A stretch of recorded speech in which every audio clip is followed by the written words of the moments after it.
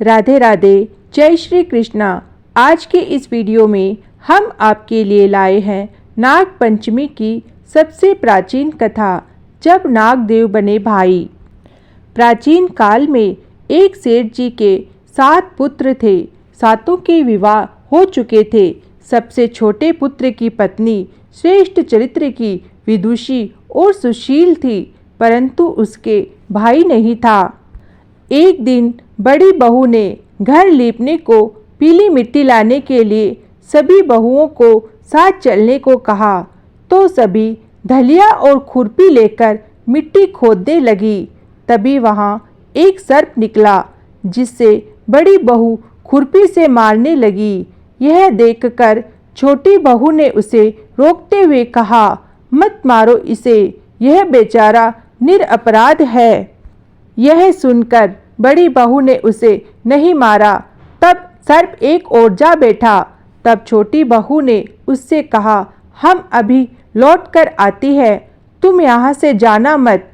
यह कहकर वह सबके साथ मिट्टी लेकर घर चली गई और वहाँ काम काज में फंसकर सर्प से जो वादा किया था उसे भूल गई। उसे दूसरे दिन वह बात याद आई तो सबको साथ लेकर वहां पहुंची और सर्प को उस स्थान पर बैठा देखकर बोली, सर्प भैया नमस्कार। सर्प ने कहा, तू भैया कह चुकी है, इसलिए तुझे छोड़ देता हूँ, नहीं तो झूठी बात कहने के कारण तुझे अभी डस लेता। वह बोली, भैया मुझसे भूल हो गई, उसकी क्षमा मांगती हूँ। तब सर्प बोला, अच्छा, तू आज से मेरी बहन हुई और मैं तेरा भाई, तुझे जो मांगना हो मांग ले।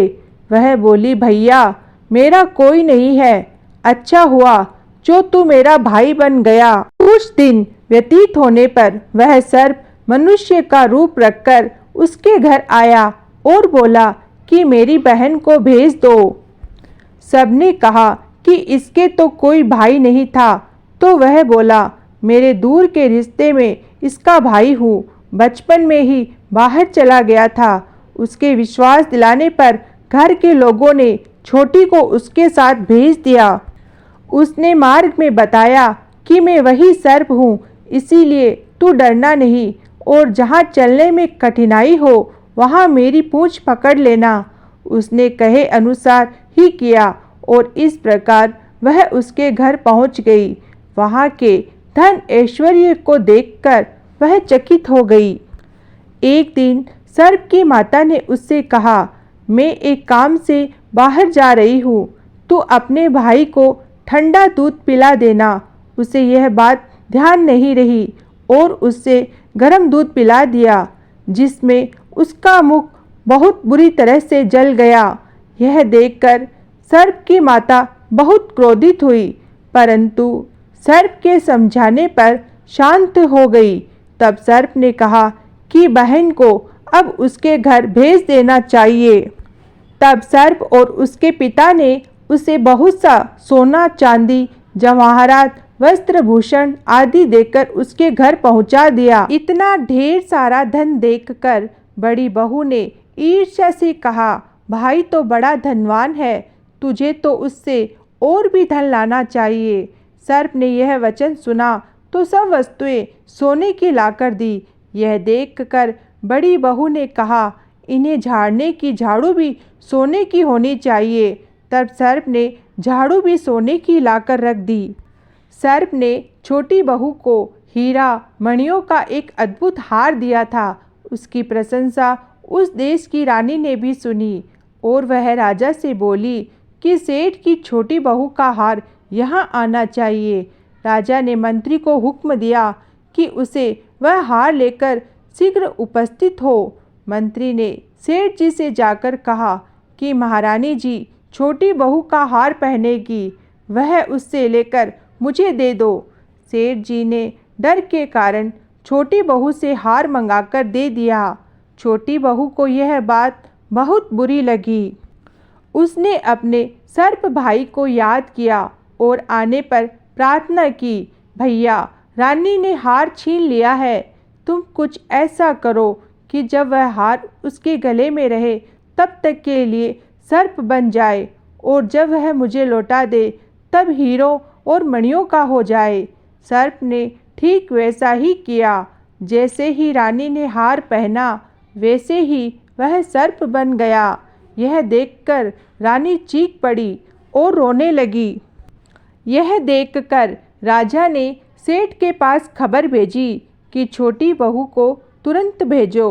सेठ जी डर गए कि राजा न जाने क्या करेगा। वे स्वयं छोटी बहू को साथ लेकर उपस्थित हुए। राजा ने छोटी बहू से पूछा, तूने क्या जादू किया है? मैं तुझे दंड दूंगा। छोटी बहू बोली, राजन, धृष्टता क्षमा कीजिए। यह हार ही ऐसा है कि मेरे गले में हीरों और मणियों का रहता है और दूसरे के गले में सर्प बन जाता है। यह सुनकर राजा ने वह सर्प बना हार उसे देकर कहा, अभी पहन कर दिखाओ। छोटी बहू ने जैसे ही उसे पहना वैसे ही हीरों मणियों का हो गया। यह देखकर राजा को उसकी बात का विश्वास हो गया और उसने प्रसन्न होकर उसे बहुत सी मुद्राएं भी पुरस्कार में दी। छोटी बहू अपने हार और इन सहित घर लौट आई।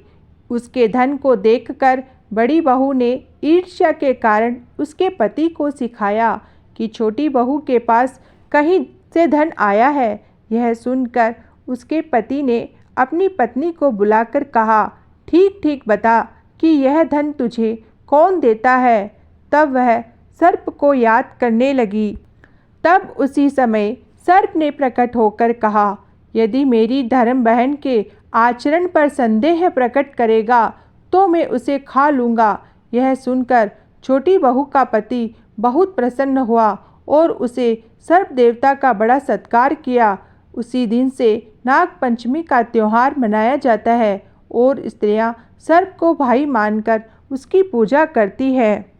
हे नाग देवता, जैसी कृपा छोटी बहू पर की वैसी ही कृपा इस कहानी को कहते, सुनते और हुंकार भरते सभी पर करना।